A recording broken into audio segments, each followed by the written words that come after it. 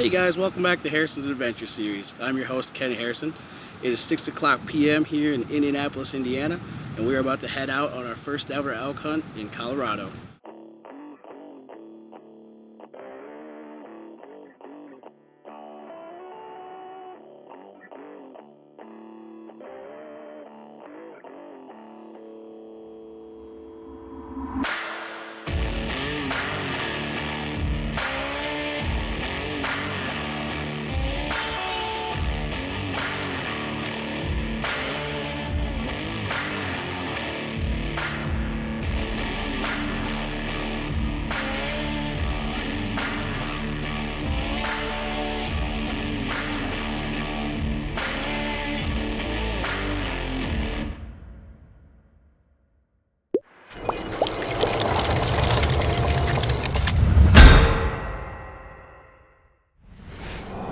So we just pretty much made it through our first traffic jam. We're maybe an hour outside of Indianapolis, and we're down to 18 and a half hours to go. So hopefully we don't hit too many more of those. We're looking at getting to Newcastle, Colorado, hopefully right around 1 o'clock tomorrow afternoon if we drive straight through. It's now almost 7:30 p.m. on Tuesday. It's Tuesday, right? Tuesday. So, yeah, it's gonna be a long trip. So, this elk hunt really started about 12 years ago or so. My dad and I were looking for an elk hunt for him, myself, and my brother. And we looked, I looked. I spent hours and hours and hours looking, trying to find an outfitter that would be able to really give us what we want. Because he was, decently limited health. It's not like he could go climb the mountains and everything. So we looked, and it ended up all just kind of getting put to the wayside. Life got in the way for all of us. I moved. It was a big part. So yeah, this hunt this week and next week for me is a lot more than just an elk hunt. I mean, it's a dream that I shared with my dad, and I get to live it. Unfortunately, he gets to live it through me now, I guess. But yeah, that's why it's really going to be such a huge emotional roller coaster for me. Just dealing with all those emotions and everything. So that's where it all started. I got serious about, let's make this happen last year. And I was really kind of debating what I wanted to do. I did a lot of research on do-it-yourself hunts, just because I was really broke. So I got to a point where I wanted to go with a guide. The first time going, everybody wants a little security on their trip. And that was kind of what I was looking for. I didn't want somebody to, put me right in front of an animal and be like, "Oh, here's your hunt." But I wanted somebody to be like, "All right, so we set stuff up for you. We're gonna help you. Go this way. This is what you want to look for. All that type of stuff." So, right about the time that I got serious about looking for a guide, Jonathan got serious about his own videography company, and it's kind of like, I've always wanted to start my own YouTube channel, and he pushed me to go that direction. So the Deer Turkey Waterfowl Expo came to Indianapolis. They do every year.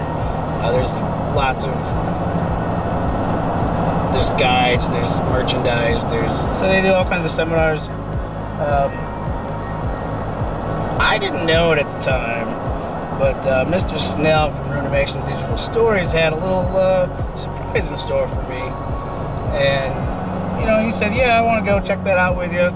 And then he sprung it on me when he got there that we were going to videotape it. I really don't want you to film me, dude. Like, I don't.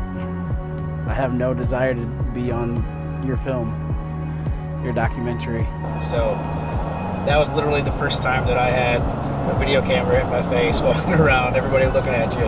It was pretty cool. It was a lot of fun. Anyway, so we talked to a handful of outfitters, got prices, really found one that was pretty much exactly what I was looking for. It was kind of a mixture of a guided hunt, a do-it-yourself hunt. It was a pack-in hunt where they go, they set up camp for you, they get everything ready. All you really have to do is bring your gear and go. They bring you back in on horses, and you're there by yourself for the week or whatever it is that you guys work out. So it was like, yeah, heck yeah, that's what we want to do. So I was pretty much locked in with these guys. I stayed in touch with them from the expo, which was in March, early March, I believe, and just corresponding with them. They actually talked me into putting in for a first season rifle, because I was just going to do an over-the-counter second season, third season, whatever I could get. So I put in for that, and I ended up drawing it, which shocked me. So now it's like, okay, hey guys, yep, you were right, I got drawn for this tag. What now? Well, in the meantime, while we were waiting for all the tag stuff to come back, I was trying to negotiate with them, because it's a really small company.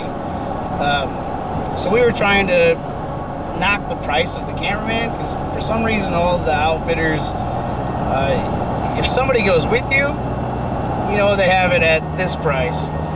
If they know that you're filming, I don't even know if I said videography right, but if they know you're filming, it like triples the price.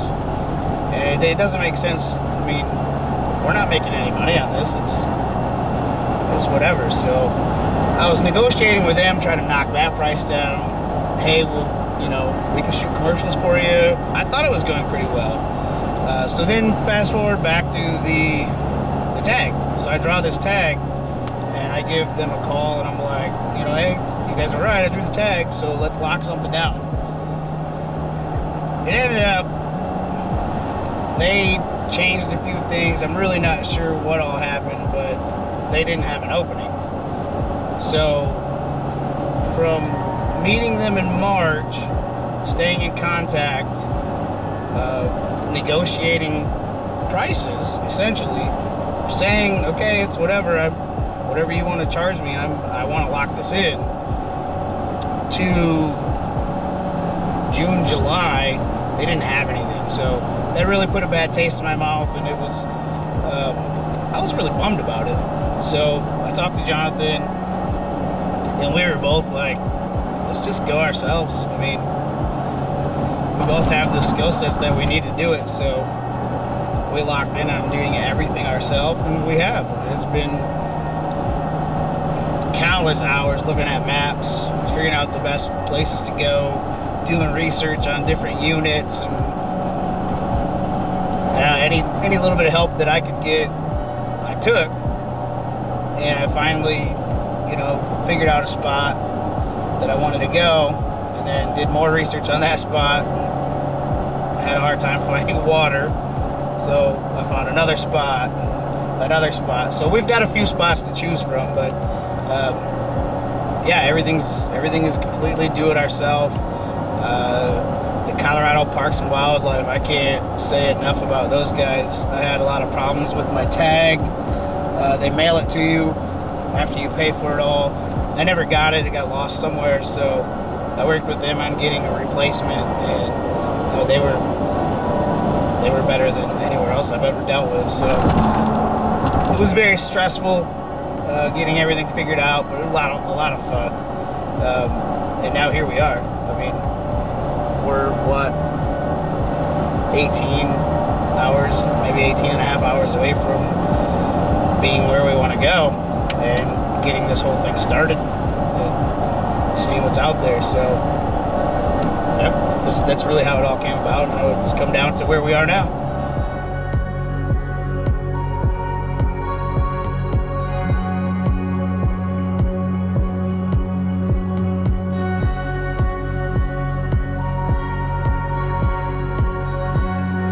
Made it to Newcastle, Colorado, guys. It's 2:30 in the p.m.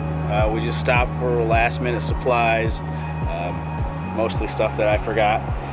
And then from here, we're gonna map out our I rode from this location up into these beautiful mountains up here, and that's where we'll stay for the next week and a half. Some toilet paper and or baby wipes, tuna, granola bars, and I believe that's it. I think we're gonna be in luck. We're gonna have everything we need.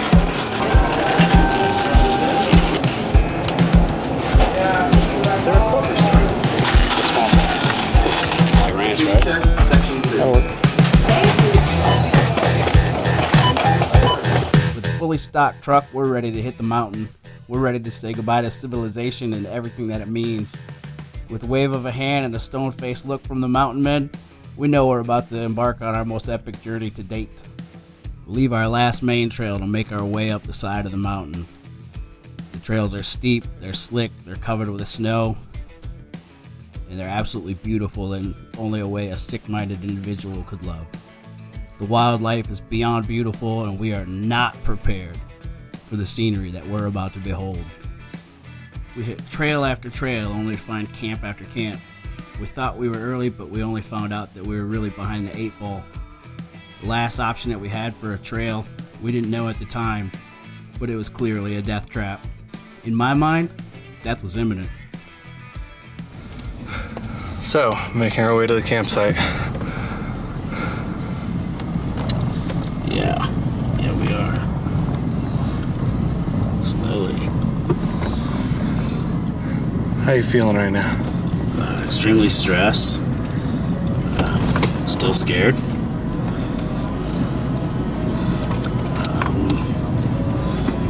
It's not every day you feel like you're gonna slide down a 50-foot ravine. So, yeah, I don't feel too good at the moment. Regretting the decision to come down this path, for sure. Would you classify it as an adventure?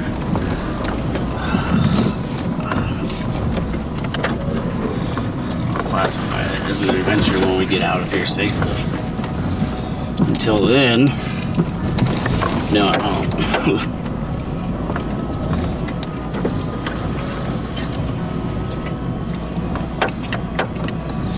What I classify it as. Stupid decision on both of our parts.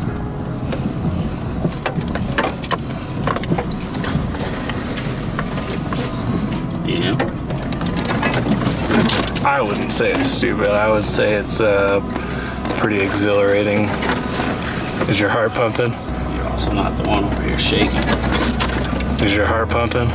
Yeah. Feel better? For now. For a minute, I need to take a rest. Are we going back up that today? Today? Yeah. Like driving? Yeah. I wasn't. Are we turning around right now? I wasn't planning on it. Okay. Why? I don't know, just asking. Yeah.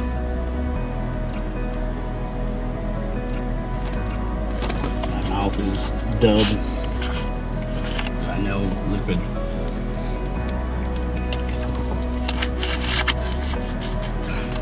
I texted my mom and told her I loved her. Yeah. Not today. Hopefully. Not today, Kenny Harrison.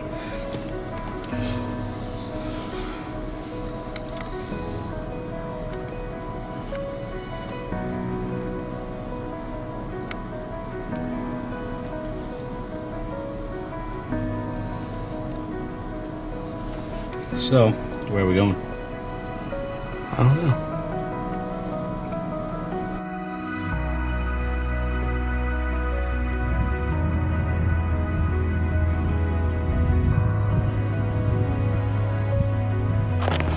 First night, I'd say they haven't been great so far. Just minor oversights on my end. So we're running into problems, but it's beautiful out here. It's definitely an adventure.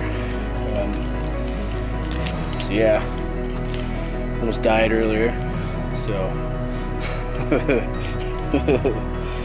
that's definitely awesome. We have a problem with wet wood tonight, so it's not looking like we are getting a fire this evening. So I've got my tent set up. I've got all my cold weather stuff in there and hot hands for a little more warmth. Jonathan's still got to set his hammock up and all his warm weather stuff in that, and then we're gonna eat this dinner and go to bed because we are both extremely tired and worn out. So I guess that would kind of be day one here, but not quite day one because we got up here 5 o'clock. It's almost 8 o'clock now, so you see how dark it is already. These mountains are no joke for sure. It's already definitely harder to breathe. Yeah, it's an adventure though. That's what it's all about. That's what we're doing. We're out here experiencing. Tomorrow we explore, and then the rest of the week we enjoy. So that's our goal for the week, and getting home safe. If we don't though, I love you, Mom. Uh-oh. What? I might have put too much mix in.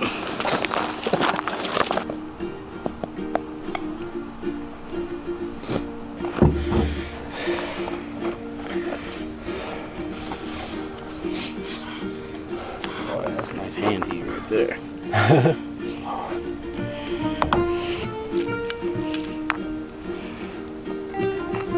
Cheesy ranch potatoes is not that good. Try to choke it down.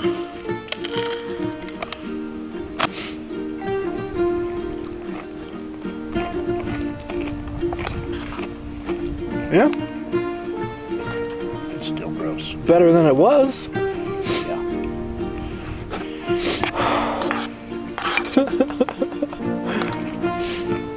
You all right?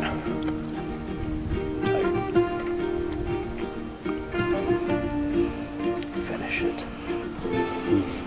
And then Okay. Ken, eat your food. Can't do it. Eat your food.